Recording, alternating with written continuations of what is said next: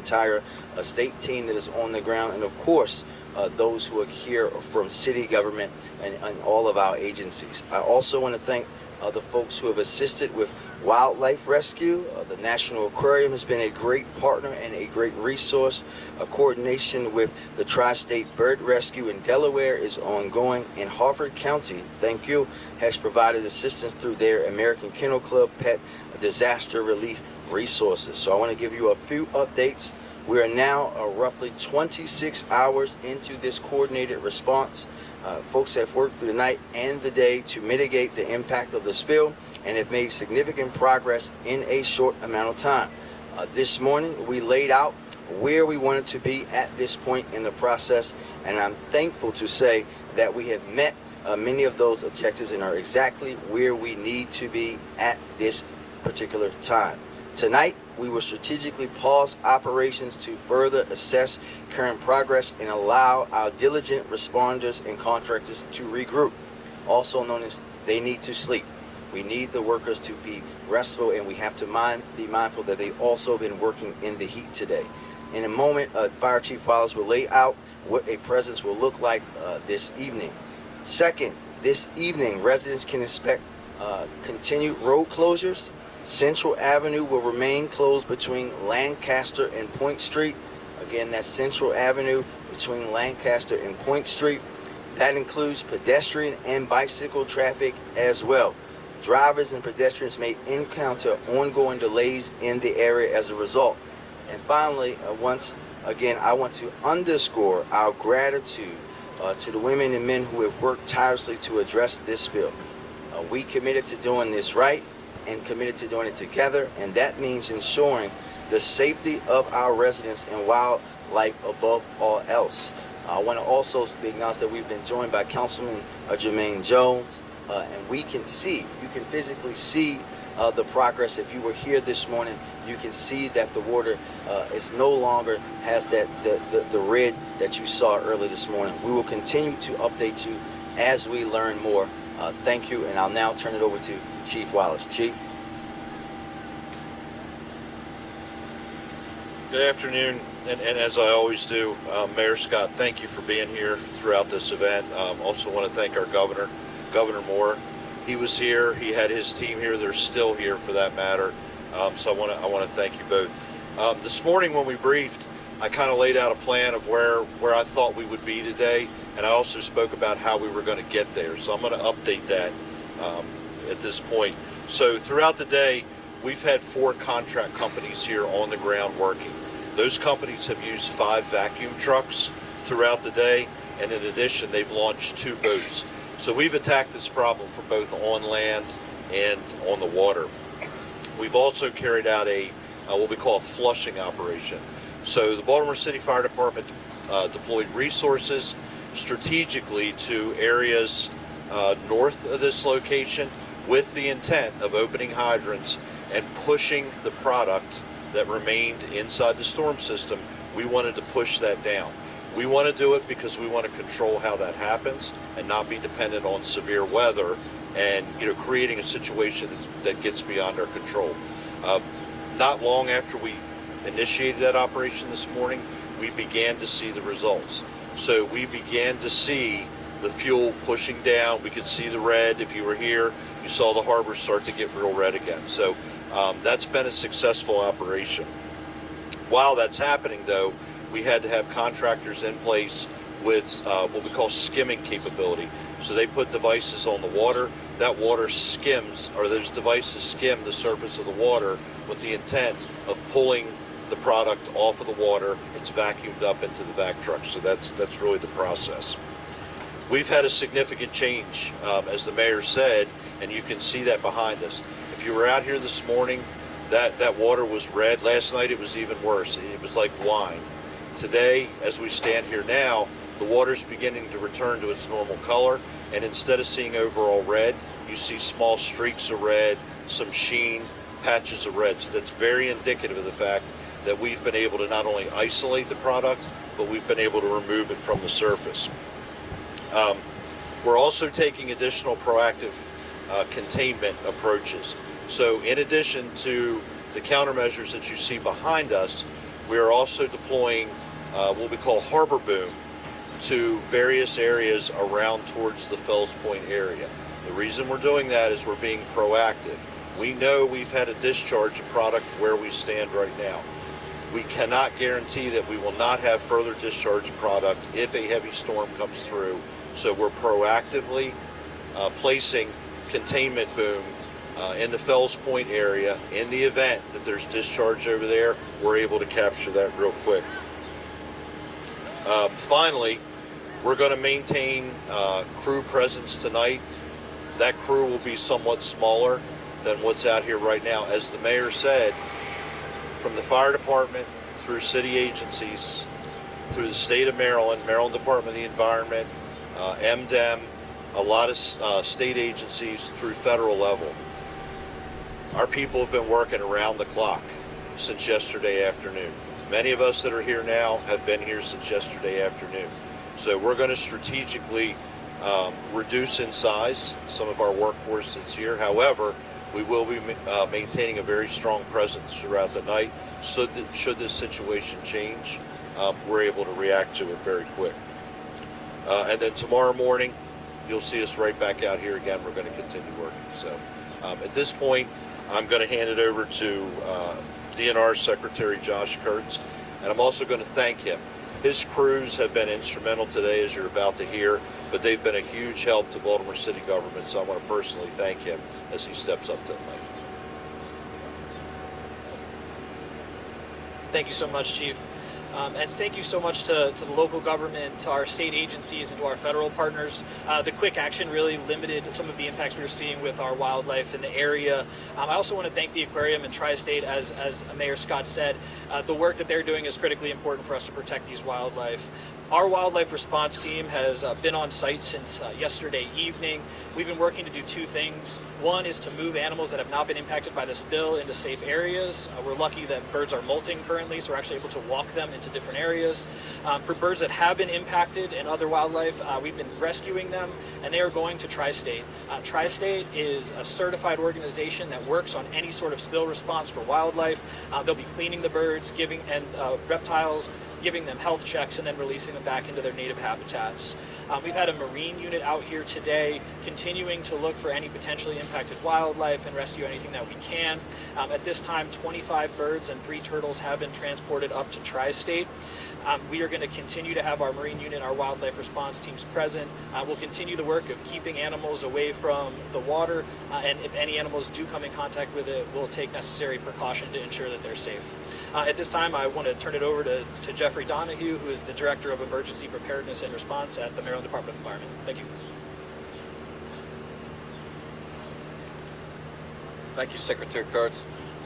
We've been working, teamwork effort here, fantastic partners, city, state, local, federal counterparts, as well as through the responsible party, focusing our efforts on recovery of product. So initial efforts were to contain to the small area behind us, and now we're working to recover the product that we can.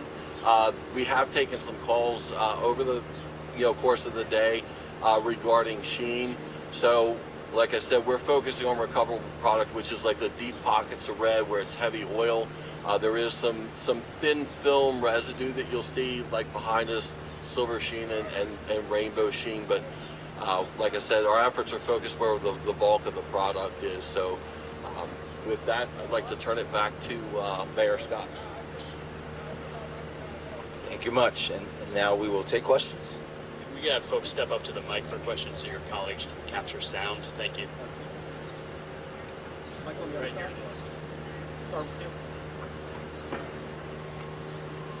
Is the initial leak contained? Has that leak been stopped?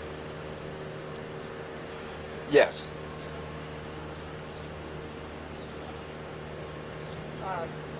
Any more indication on what caused the spill logistically? It seemed like there was tanks overfilled, but how did that happen?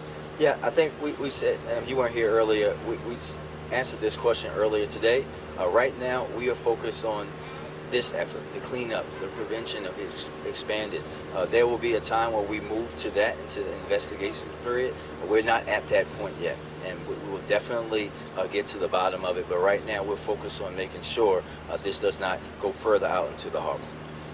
One other question on the remaining, sort of thin sheens you were talking about of oil in the water.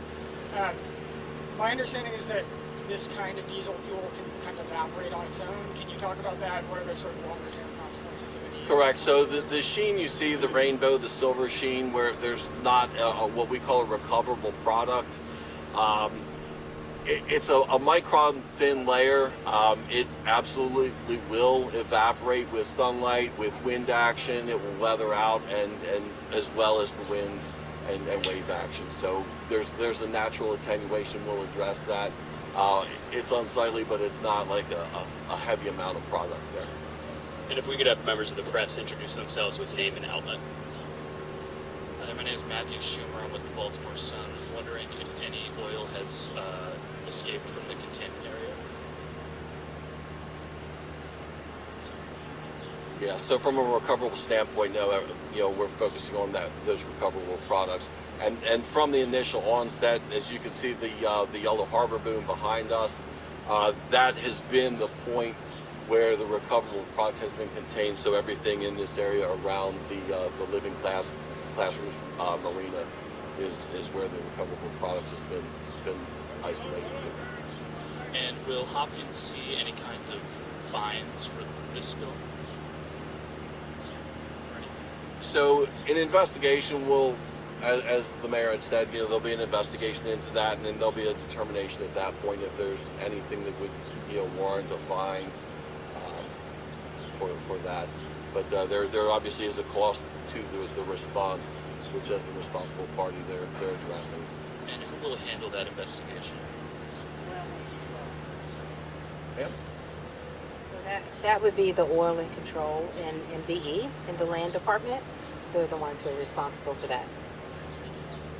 And I'm Serena McElwain, Secretary of Maryland's Department of the Environment.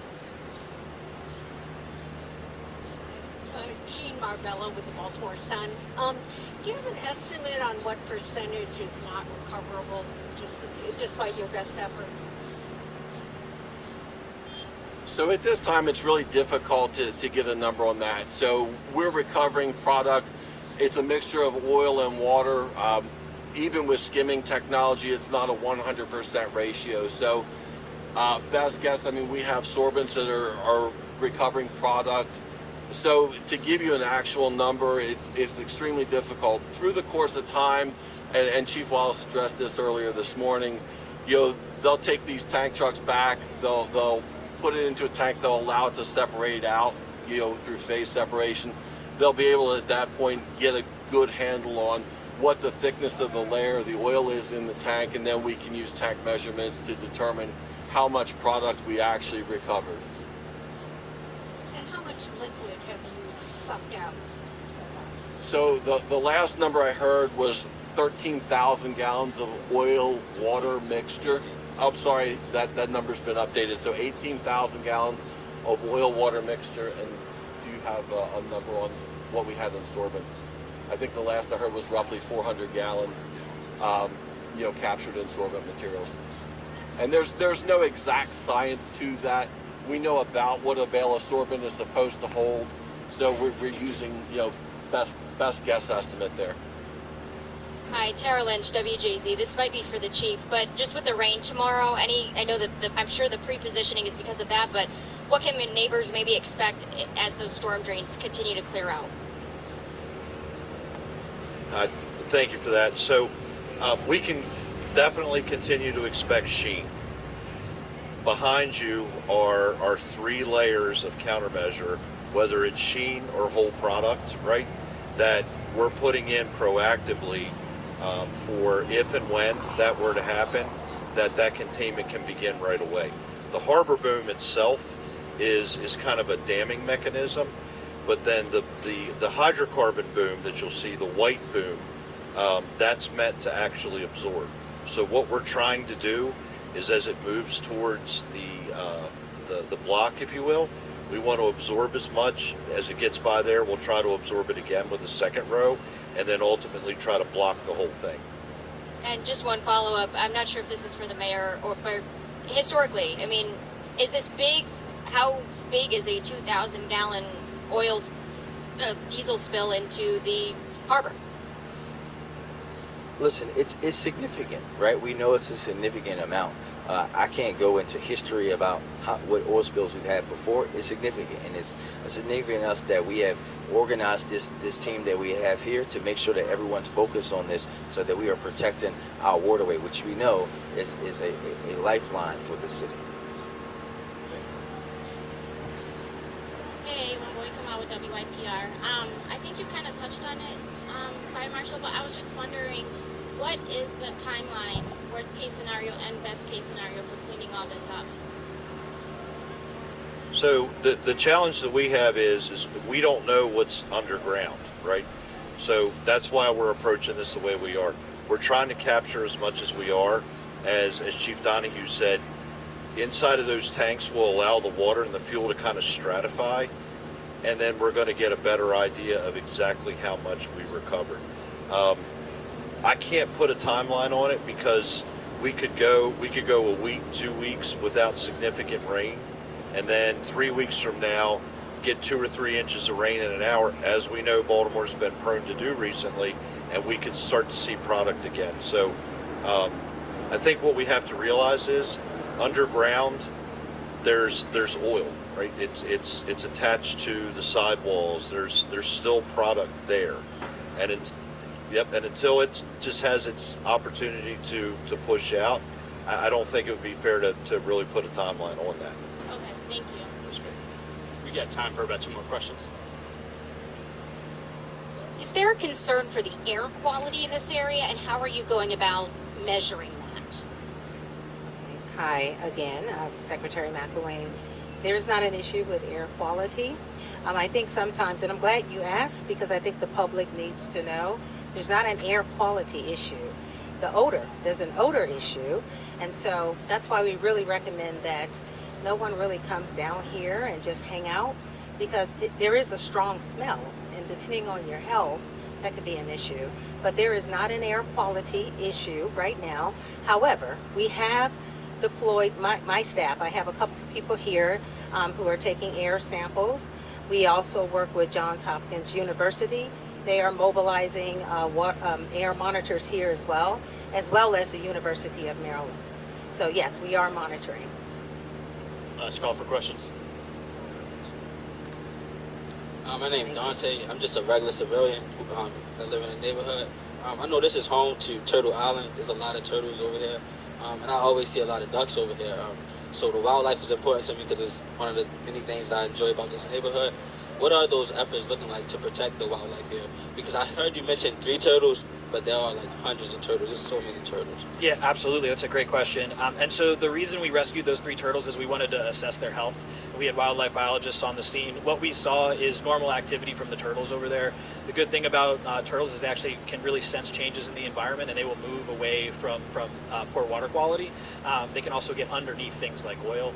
So we rescued those 3 to assess their health. They were in very good health, 2 sliders and a snapping turtle, just to make sure we had some species diversity. But the turtle population over there is already back on the island, and we do not have concerns for the turtle population. Thank you, everybody.